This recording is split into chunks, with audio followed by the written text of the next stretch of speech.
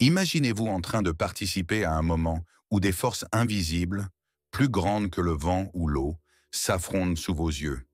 Un conflit entre le bien et le mal dans lequel le monde normal et le monde surnaturel s'unissent. Ce récit nous emmène au-delà du banal, à un seul moment de la vie de Jésus-Christ, un moment où il affronte le règne des ténèbres d'une manière terrible. Mais après tout, pourquoi les démons voudraient-ils être jetés au cochon? Quel est exactement l'objectif de cette étrange demande? Ces éléments peuvent sembler anodins ou énigmatiques à première vue. Cependant, lorsque nous examinons de plus près la toile de fond de cette interaction, nous découvrons un niveau de signification plus profond et plus troublant. Aujourd'hui, nous allons découvrir ce qui était en jeu lorsque ces démons ont refusé d'être jetés dans l'abîme pour vivre parmi les porcs. Réfléchissez un instant. Que symbolise la lutte de Jésus contre ces démons? Pourquoi cette victoire apparemment facile est-elle si importante? Et plus importante encore, que nous dit-elle sur le triomphe du Christ sur le mal? Pour mieux comprendre cette question, il faut revenir dans le passé et examiner les circonstances. Dans Matthieu 8, 28-34, Jésus et son entourage viennent de traverser la mer de Galilée. Ils avaient réussi à calmer une tempête sur un simple ordre du Maître, démontrant ainsi que Jésus avait un pouvoir non seulement sur la nature, mais aussi sur le chaos. Lorsqu'ils arrivent sur la rive opposée, près des Géraséniens, deux démoniaques sortent de leur tombeau pour le trouver. Le récit de Marc au chapitre 5 donne une image beaucoup plus complète de l'une de ces personnes. Elle vivait au milieu des tombes, brisait les liens avec une force extraordinaire, criait sans cesse et se blessait avec des pierres. Il faut savoir que les tombes étaient autrefois considérées comme des lieux d'impureté et des refuges pour les mauvais esprits. La présence de ces types furieux et menaçants dans les tombes ne faisait qu'ajouter à l'atmosphère lugubre de la scène. Vu l'horreur que ces gens inspiraient, personne n'osait passer à côté d'eux. À bien des égards, ils étaient les esclaves de Satan, soumis à des puissances qui les dépassaient. Lorsqu'ils voient Jésus, quelque chose d'inattendu se produit. Ces individus, ou plutôt les démons qui vivent en eux, le reconnaissent rapidement. « Fils de Dieu, que fais-tu » s'exclame-t-il. L'identification de Jésus comme fils de Dieu par des créatures démoniaques crée un contraste troublant. Alors que beaucoup de ceux qui entouraient Jésus n'étaient pas encore sûrs de son identité, les démons savaient parfaitement qui ils étaient. La question essentielle qui se pose ici est la suivante. Pourquoi veulent-ils être transférés dans les porcs? Selon l'Évangile, il y avait au loin un vaste troupeau de porcs en train de paître. Les démons, sachant que Jésus les expulserait des hommes, demandent à ne pas être jetés dans l'abîme, terme habituellement utilisé pour décrire le royaume de la captivité ou de la dernière agonie des esprits méchants. Au lieu de cela, ils ont demandé à être jetés au porc, et Jésus, d'une manière inattendue, accède à leurs désirs. Il leur permet d'entrer dans les porcs. Cependant, cette permission n'est pas sans inconvénient. Peu après que les démons aient rejoint les animaux, le troupeau d'environ 2000 porcs devient fou et glisse du haut de la falaise dans l'eau, se noyant. Les conséquences de cette tragédie sont immédiates. Les responsables des cochons courent, terrifiés, raconter ce qui s'est passé à la ville et à la campagne. Lorsqu'ils sont venus voir par eux-mêmes, les habitants ont été confrontés à un spectacle stupéfiant. Le type, auparavant dominé par des démons, était maintenant assis, bien vêtu et en bonne santé mentale. Ce n'est toutefois pas la conclusion du récit. Au lieu de célébrer la libération d'hommes réduits en esclavage, les habitants de la région demandent à Jésus de rester à l'écart de leur région. Quelle est la cause de cette attitude manifestement ingrate? La cause pourrait être la perte financière qu'ils ont subie à la suite de la mort des porcs. Il s'agissait d'un troupeau de grande valeur, et la destruction a sans aucun doute provoqué la panique et l'insurrection. Cet événement nous amène à nous poser quelques questions pertinentes. Tout d'abord, pourquoi Jésus a-t-il laissé les démons entrer dans les porcs? L'explication la plus évidente peut être que cela visait à souligner l'autorité malveillante qui gouvernait ces gens. Lorsque la foule plonge dans l'abîme et se noie, tout le monde apprend que les forces destructrices sont réelles et terribles. Le fait que Jésus ait permis aux démons d'habiter des animaux impurs, tels que les porcs, considérés comme impurs par la coutume juive, semble également significatif. Mais il y a un deuxième facteur à prendre en compte, la réaction des habitants de la région. Au lieu de célébrer la libération des hommes possédés, Ils ont choisi de s'attarder sur la perte de leurs biens. Cette attitude révèle un problème global, la tendance à privilégier le matériel au détriment du spirituel. Ils choisissent la sécurité économique plutôt que de permettre aux forces surnaturelles d'intervenir dans leur vie. Ce schéma similaire apparaît dans de nombreux autres passages bibliques lorsque les gens rejettent l'appel de Dieu en faveur de leurs propres objectifs égoïstes. Jésus, qui a montré sa domination sur les forces naturelles et spirituelles, est maintenant rejeté non pas pour ses actes, mais pour l'allégeance des gens à ce qui est tangible. Dans ce contexte, l'opposition à Jésus n'est pas due à des préoccupations religieuses ou théologiques, mais à la peur de perdre le confort et la sécurité financière. Qu'en est-il pour nous? Combien de fois choisissons-nous de garder notre troupeau de cochons plutôt que de permettre à Dieu d'entrer dans notre vie et de tout transformer? La peur de la transition, la peur de perdre ce que nous connaissons, nous empêche souvent de faire l'expérience du pouvoir de transformation de Dieu. Cette histoire démontre que Jésus a le pouvoir de libérer non seulement ceux qui sont physiquement opprimés, mais aussi nous-mêmes de nos oppressions spirituelles. Le récit de cet exorcisme implique plus qu'un simple acte de force spirituelle. Il représente la mission de Jésus parmi les peuples païens, offrant l'émancipation et le salut à chacun, quelle que soit son origine ou sa situation. Le fait que Jésus ait accompli ce miracle dans un lieu majoritairement païen plutôt que parmi les Juifs indique que le salut de Dieu n'est pas limité à un certain peuple. Il est mondial. Nous en arrivons donc au dilemme central de l'histoire. À quoi sommes-nous prêts à renoncer pour suivre le Christ? Sommes-nous prêts à abandonner nos troupeaux de porcs, des choses qui nous procurent une sécurité temporaire, pour jouir de la liberté et de la paix qu'il nous offre? Ou comme les habitants de la ville, lui demandons-nous de partir lorsque sa présence menace de troubler notre paix? Notre appel est clair. Jésus n'est pas venu pour nous laisser dans notre situation actuelle. Il est venu pour nous transformer, nous libérer et nous offrir une vie nouvelle. Cependant, cette transformation exige une décision. Lâcher ce qui nous retient et nous ouvrir à ce que Dieu a en réserve. Mais une question cruciale se pose. Êtes-vous prêt à abandonner vos colonies de porcs et à laisser Jésus travailler dans votre vie? Maintenant que nous comprenons le contexte dans lequel Jésus rencontre les démons et la scène frappante avec les porcs, une nouvelle question se pose. Pourquoi les démons, connaissant la puissance de Jésus, n'ont-ils pas fui ou résisté? Pourquoi, tout en étant conscients de sa puissance, ont-ils voulu être assignés à des créatures répugnantes telles que des porcs? Ces questions nous amènent à réfléchir sur les véritables enjeux de l'époque. En fin de compte, qu'est-ce que cet incident révèle sur le royaume spirituel et l'autorité de Jésus? Tout d'abord, considérons l'attitude des démons. Lorsque Jésus apparaît, ils ne tentent pas de s'opposer. Ils reconnaissent qui il est et s'agenouillent devant lui, suppliant de ne pas être détruits avant l'heure. Cela révèle un fait important. Les démons sont bien conscients de leur destin. Ils savent qu'un jugement ultime les attend, au cours duquel ils seront complètement détruits et précipités dans l'abîme. Cette prise de conscience les effraie, mais elle révèle aussi quelque chose d'important sur l'autorité du Christ. Il n'y a pas de confrontation directe, pas de conflit entre égaux. Jésus ordonne et ils obéissent. Les démons reconnaissent Jésus comme le Messie, et cette confirmation, bien qu'elle vienne d'être démoniaque, confirme un fait que les disciples et le grand nombre de personnes qui ont suivi Jésus étaient encore en train d'apprendre. Le pouvoir de Jésus ne se limitait pas à l'humanité ou au cosmos matériel.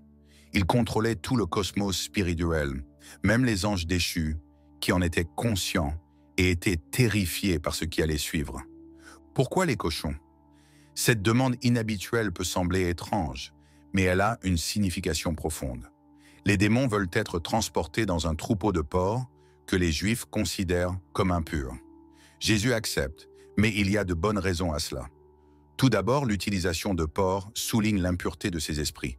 L'impureté spirituelle des démons trouve un refuge temporaire dans des créatures que les Juifs considèrent comme impures. De plus, lorsque les démons attaquent les porcs, il se passe quelque chose d'inhabituel. Les animaux perdent leurs repères et tombent d'une falaise dans l'océan. Cela démontre la véritable capacité destructrice des démons. Leur but n'est pas seulement de posséder, mais aussi de détruire. Lorsqu'ils transpercent les gens, ils créent de l'agonie, de la souffrance et de l'humiliation. Et maintenant, les cochons suivent le mouvement, ce qui aboutit à l'extinction imminente du troupeau. La destruction des cochons démontre aussi clairement la libération des deux humains. Les personnes qui connaissaient ces individus étaient conscientes de leur douleur. Lorsqu'ils voient Yann le troupeau tomber à l'eau, ils ont la preuve physique que quelque chose d'extraordinaire s'est produit. Les humains se sont libérés d'une force destructrice que tout le monde peut voir et reconnaître. Une autre question se pose: pourquoi les habitants, au lieu de célébrer leur émancipation, supplient-ils Jésus de partir? Est-ce simplement parce qu'ils ont perdu des biens matériels? Ou y a-t-il quelque chose de plus dans cette réponse? Le témoignage suggère que les habitants avaient peur. Ils ont vu quelque chose qui dépassait leur connaissance, quelque chose qu'ils ne pouvaient ni contrôler ni expliquer. Bien qu'ils aient entendu parler de la capacité de Jésus à guérir et à accomplir des miracles, le fait d'assister à sa rencontre avec des entités spirituelles invisibles était bien plus terrifiant. Ils ont préféré sauvegarder ce qu'ils savaient déjà, quitte à vivre aux côtés d'individus possédés et violents, plutôt que d'affronter le fait qu'une force surnaturelle se trouvait parmi eux. Ce type d'action n'est pas inhabituel. Les gens choisissent souvent le confort de leur vie, même au milieu des crises, plutôt que d'abandonner le contrôle et de permettre à Dieu d'interférer dans leur situation. La présence de Jésus est synonyme de changement, ce qui est souvent inconfortable. Même lorsqu'il s'agit d'indépendance, il y a un prix à payer. Les Gadaréniens ne voulaient pas accepter de perdre leur port. La peur de l'inconnu et l'attachement aux objets du monde les empêchaient de reconnaître le véritable avantage qu'ils possédaient. Jésus, le Fils de Dieu, était là, apportant quelque chose de bien plus important que les richesses terrestres. Ils ont refusé et lui ont demandé de quitter leur région. Cela nous incite à réfléchir. Combien de fois rejetons-nous la présence de Dieu dans notre vie par crainte de perdre ce qui nous est cher? Dans quel port nous plaçons-nous, nous empêchant de vivre quelque chose d'immensément meilleur? À la fin de cette interaction, Jésus accepte la demande des villageois et s'en va. Cependant, avant qu'il ne parte, quelque chose d'important se produit. L'un des hommes libérés souhaite accompagner Jésus. Il souhaite ardemment être avec son Sauveur et devenir l'un de ses disciples. À la surprise de beaucoup, Jésus le renvoie dans sa famille en lui disant: « Raconte-nous ce que le Seigneur a fait pour toi et comment il a eu pitié de toi. » Il s'agit là d'un point essentiel. Jésus a compris que, malgré l'envie humaine de le suivre physiquement, sa mission était unique. Il allait servir d'exemple tangible de la puissance transformatrice du Christ au sein de son propre peuple. L'homme avait désormais une nouvelle vie et un nouvel objectif, qui consistait notamment à diffuser le message de ce que Dieu avait fait pour lui. Cela démontre que l'endroit où nous sommes appelés à servir est souvent proche, parmi les gens qui nous connaissent et qui peuvent voir la transformation que Dieu a opérée dans nos vies. En outre, le retour de Jésus dans son pays démontre que l'Évangile, ou le message du salut, ne s'applique pas à un certain groupe de personnes. L'objectif du Christ transcendait les frontières culturelles et théologiques. Il est venu pour tous et la libération des païens préfigurait ce qui allait suivre. L'extension de la domination de Dieu au-delà des frontières d'Israël. Nous en arrivons à une question cruciale. Que nous dit cette histoire sur l'avenir du royaume de Dieu? L'interaction de Jésus avec les Gadaréniens préfigure un avenir dans lequel l'Évangile ne rencontrera aucun obstacle à sa diffusion. Le travail de Jésus parmi les païens, bien que limité, préfigure ce qui se passera après sa résurrection, lorsque ses disciples porteront l'Évangile du salut dans tous les pays. Cet homme émancipé sera l'un des premiers à prêcher le pouvoir transformateur du Christ dans un pays qui ne connaît pas Dieu. Son témoignage sera une source d'espoir pour de nombreuses personnes qui avaient auparavant rejeté Jésus. Nous pouvons donc conclure que le récit des Gadaréniens est plus qu'un simple compte-rendu d'exorcisme. Il nous enseigne des vérités profondes sur le pouvoir de Jésus sur le mal, sur la propension humaine à résister aux réformes et sur l'ampleur mondiale du salut. Cependant, il reste encore beaucoup de possibilités à explorer. Quel rôle joue chaque personne dans ce grand plan de rédemption? Comment pouvons-nous vivre en accord avec le don de liberté de Jésus, sans laisser la peur ou l'attachement aux biens de ce monde nous empêcher de vivre tout ce qu'il a pour nous? Nous sommes arrivés à un point où nous devons vraiment considérer ce que cette histoire peut nous dire sur notre propre existence. Une fois de plus, Jésus a montré son pouvoir écrasant sur le mal. Il a sauvé des gens qui avaient été emprisonnés par des forces bien plus grandes qu'eux. Même face à une telle libération, beaucoup de ceux qui ont vu le miracle ont réagi par la peur et le rejet, préférant conserver ce qu'ils connaissaient plutôt que de se soumettre au changement radical opéré par Jésus. La question demeure, comment cela nous concerne-t-il? La vérité est que nous agissons souvent comme les habitants de cette ville. Nous nous accrochons à ce qui nous semble sûr, même si cela nous contraint spirituellement.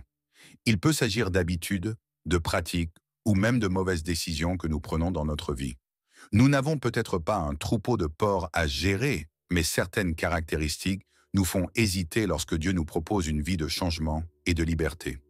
La peur de perdre ce que nous connaissons, de lui céder les rênes, nous empêche de faire l'expérience de la pleine puissance et de l'amour que Jésus nous offre. Lorsque nous analysons le récit des Gadaréniens avec sérieux, nous constatons que la perte des porcs n'était pas leur principale préoccupation. Ce qui les préoccupait, c'était la peur de l'inconnu. La présence de Jésus à cet endroit représentait une rupture avec ce qu'ils connaissaient, et la peur de l'inattendu l'emporte souvent sur le désir de réforme.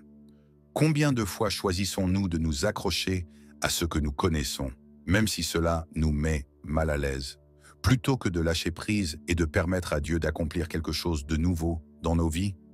Cette histoire nous amène à considérer nos propres troupeaux de porcs, des choses que nous gardons avec diligence mais qui, en fin de compte, nous empêchent de vivre pleinement ce que Dieu a en réserve pour nous. Cependant, en plus de libérer ces hommes, Jésus nous enseigne quelque chose d'encore plus important.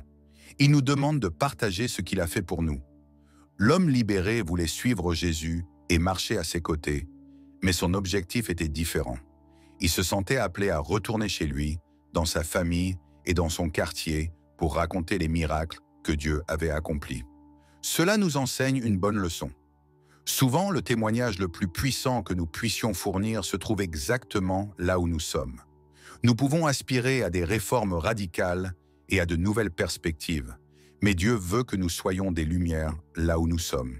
Son but pour nous est peut-être d'avoir un impact sur les personnes qui nous connaissent et qui peuvent être témoins de la transformation que Jésus a opérée dans nos vies.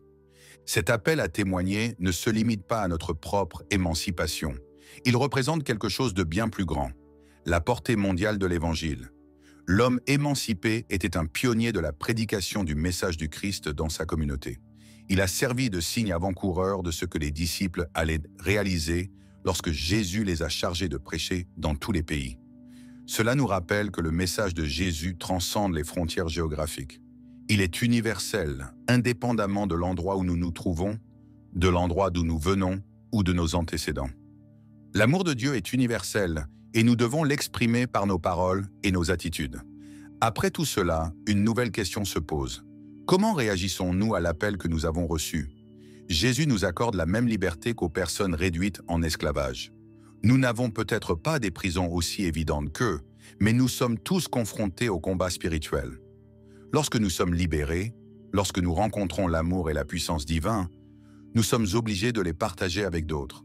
Nous ne pouvons pas garder cette transformation pour nous seuls. Comme le gars qui est rentré à la maison, il nous est demandé d'être une lumière dans le monde. Le point culminant de cette histoire va au-delà de la simple liberté de deux personnes. Elle révèle l'amour de Jésus, son désir de nous libérer, tout en nous utilisant pour exercer une influence sur les autres. Bien que le monde rejette souvent l'enseignement du Christ, cela ne signifie pas que nous devrions cesser de prêcher ce qu'il a fait pour nous. Au début, les gens ont rejeté l'homme libéré et ont demandé à Jésus de partir. Cependant, il est resté ferme dans son témoignage, et c'est quelque chose que nous devrions imiter. Lorsque nous considérons le ministère de Jésus et son mouvement incessant vers les personnes dans le besoin, libérant, guérissant et transformant des vies, nous trouvons un modèle que nous devrions suivre. Nous sommes censés être des agents de changement, mener nos vies de manière à ce qu'elles reflètent l'amour divin. Cependant, tout commence par le choix de permettre à Jésus de nous libérer complètement, de renoncer à notre troupeau de porcs et d'accepter qu'il a quelque chose de bien plus important pour nous. Maintenant, lorsque nous considérons comment ce récit s'applique à notre vie, une dernière question se pose. À quoi sommes-nous prêts à renoncer pour suivre Jésus? Qu'est-ce que nous retenons, que nous avons peur de perdre et qui nous empêche de vivre pleinement la vie qu'il nous a donnée? La transformation que le Christ apporte n'est pas facile. Il faut souvent renoncer et avoir le courage d'affronter l'inconnu. Cependant, le résultat est toujours bien plus important. Comme les hommes qui ont été libérés, nous avons la possibilité de vivre une nouvelle vie, libérée des liens qui nous asservissent. La question est de savoir si nous sommes prêts à abandonner tout ce qui nous empêche de suivre complètement le Christ.